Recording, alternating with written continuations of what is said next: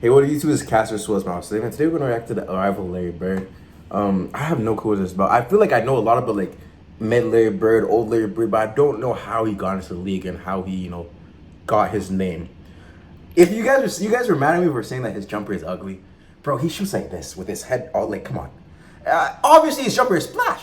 He's one of the greatest shooters of all time. It's sweat. Like I said, if it's not broke, don't fix it. But it's not like a clip. It's not like it's a beautiful jumper. The Celtics would once But it is again beautiful when it begin goes to in. climb. Mainstays departed. Some were traded. Others said goodbye to the game forever. And even the strong-willed Dave Cowens lost his desire to play. He would briefly lead the team in the 77 season. He just didn't feel like we had the old Celtics, the old Celtic spirit, the old Celtic tradition. So he just wanted to get away for a while. And the changes showed on the court.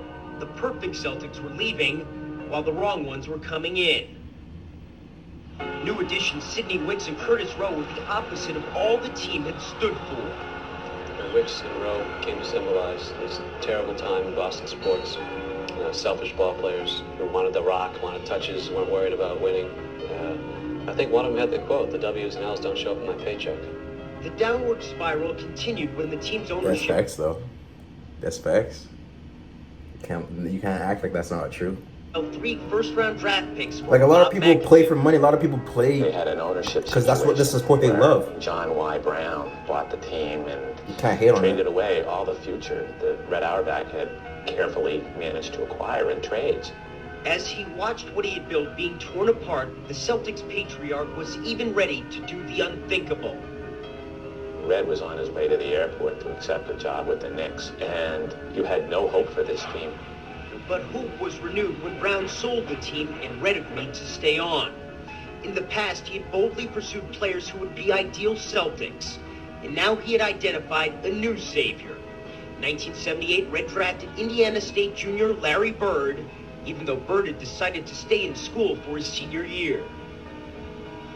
It was odd that they drafted a player that they couldn't have right away, and it was more frustration for the fans to have to wait a year. And there were many who wondered whether Bird would be worth the wait. White guy, Indiana State, can't jump, can't run. He was not fast, he was not quick. I was Larry Bird's biggest skeptic. But in his senior year, Bro, Bird why are they like? Does the speed matter that much back in like the 70s and 80s, bro? Like, I don't like. This is not the NFL where like you go to your combine and you run really fast and you jump really high and I put you up in the draft. It's about what you do in game. I don't. It's weird, bro. began to convince the doubters. He would single-handedly lead the unknown Sycamores to the NCAA Finals. Once Oh people God, the saw 70s him celebration play, was so there corny. were no doubts. We were watching Indiana State. Even games old here in soccer Boston, celebrations are local corny. TV made sure that they got their games because the Celtics were so bad, and he began to embody and represent hope. Finally, Red's vision would become reality when Bird became a Celtic. Everything's starting to fall into place. I hope you don't realize this. We got Larry, 1 or 2 little moves, and we're ready to go. The first game, I just remember so vividly, they announced Larry Bird's name, and somebody from one of the top tiers threw out a dove, and it flew around the building. Yes. Oh, that was incredible. Yes, it flew across the garden, and the place erupted. That was unbelievable. This was the unleashing of Larry Bird. And Bird would pay immediate dividends. Bucket. Celtics got 3 seconds, 2. Bird, a runner. It's gone! Yes, indeed! No one was questioning Red's move any longer. In Larry Bird, he had found all the qualities of Celtic greatness, embodied in one player, a player who combined talent with tenacity. He dive on the floor. He do whatever it takes.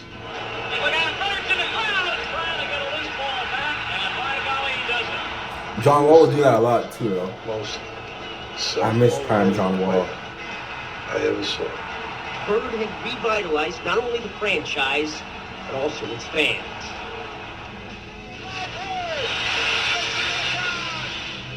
They're hot, they're selling out, they're winning, and it really feels like the old days now. And Red, this is a crowning achievement. You know, he's got his kind of team back again now. To get drafted and not even Red play, that's wasn't pretty through. like, With that's pretty one hard, move, he right? Pull off one of the biggest steals ever in the At least NBA, he's that guy. acquiring center Robert Parrish and rookie forward Kevin McHale.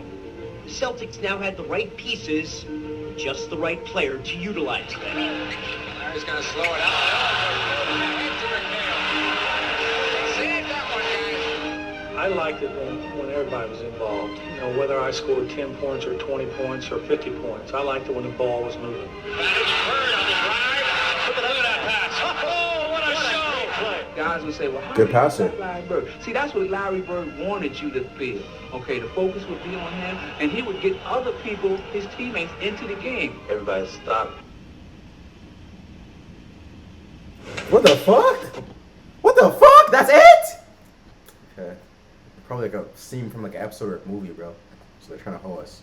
You guys enjoy that? I did enjoy that video, bro. Larry Bird's that guy. I was insisting it, but game evolves, bro. Game evolves. But I feel like if he played in today's NBA, he'd still be a great player.